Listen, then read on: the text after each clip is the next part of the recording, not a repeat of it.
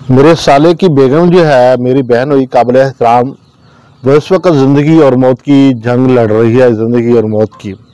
अल्लाह ने उनके यहाँ बेटी दी, लेकिन बड़े ऑपरेशन के साथ हुआ बच्चा, यानी बेटी हुई बड़े ऑपरेशन के साथ।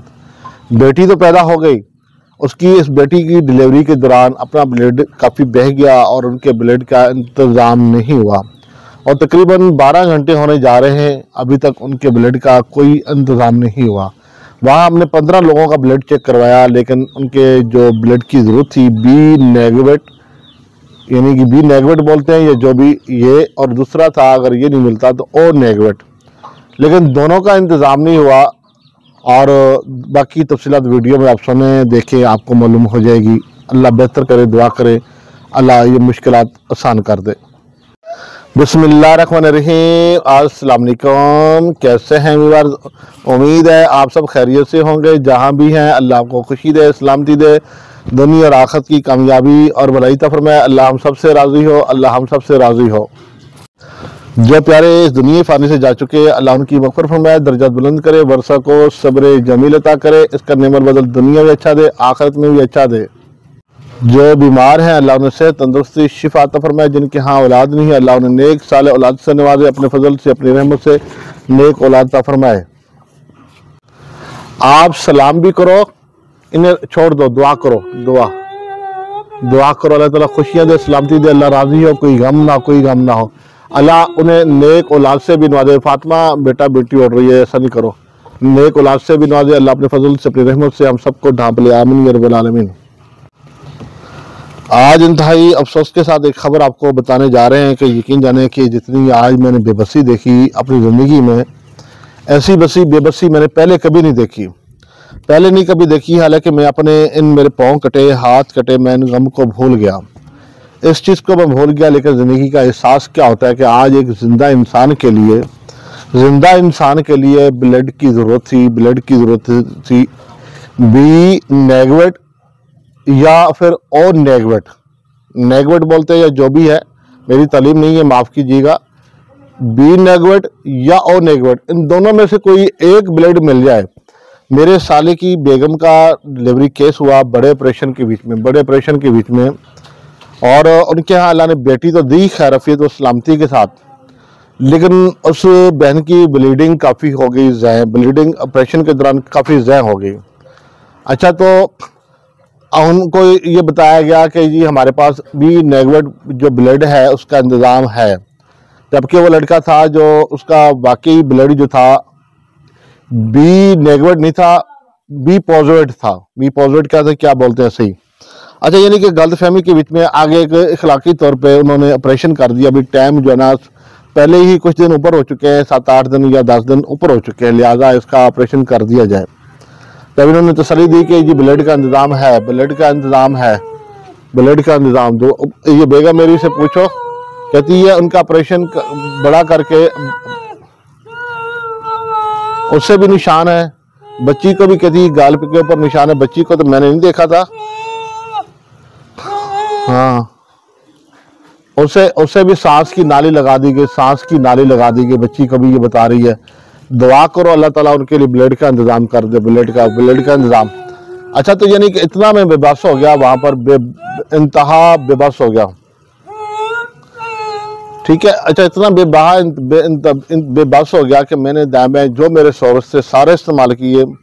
मुख्तलिफ ब्लड बैंक थे, जो असल में गवर्नमेंट इंतज़ामिया, यानी हॉस्पिटल जो इंतज़ामिया वजारत सेहत, उन्होंने पाबंदी लगा दी है कि जी जिसने ब्लड देना है वो डायरेक्ट हमारी अपनी लेबॉर्ट्री पे, यानी जो हॉस्पिटल की लेबॉर्ट्री है उसकी अपनी लेबॉर्ट्री पे टेस्ट होगा, और पेशेंट यानी कि मरीज़ के साथ उसका ब्लड मैच कर जाएगा तो वो ब्लड लगाएंगे। बाहर से आप ब्लड बैंक से ले या किसी और लेबॉर्ट्री प्राइवेट से ले तो वो ब्लड काबिल कबूल नहीं होगा।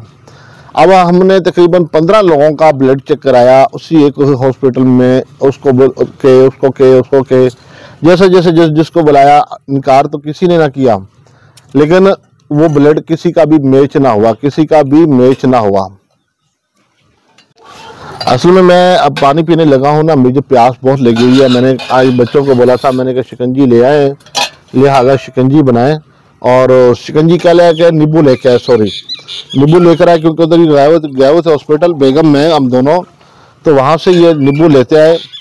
मैंने वालिद साहब के लिए मंगवाए थे ख़ास तौर पे, तो उनके यहाँ भी भेजे हैं और जो है ना कुछ अपने घर में रखे ताकि हम खुद भी शिकंजी पी सकें अल्हम्दुलिल्लाह। और लेकिन ये बेगम नहीं पीती, हम उसको कहते रहते हैं, हालांकि ये सेहत के लिए बहुत अच्छी चीज़ है शिकंजी, लेकिन बेगम नहीं पीती। अब ये देखें आपके सामने बच्ची देने जा रही है, वो देखे करी इनकार, अपील हो ना और ताकत मिलती है, सेहत बनती है, कहती नहीं नहीं अब मैं हम पानी पीते हैं जी, आप हमारे साथ जुड़े रहें। यकीन जाने के मैं, हालांकि जब मेरा अपना हादसा हुआ ना, जब अपना हादसा, मुझे याद है कि डॉक्टरों ने बताया और वहाँ जो मेरे साथ जो मेरे अटेंडेंट थे, मेरी देखभाल कर रहे थे,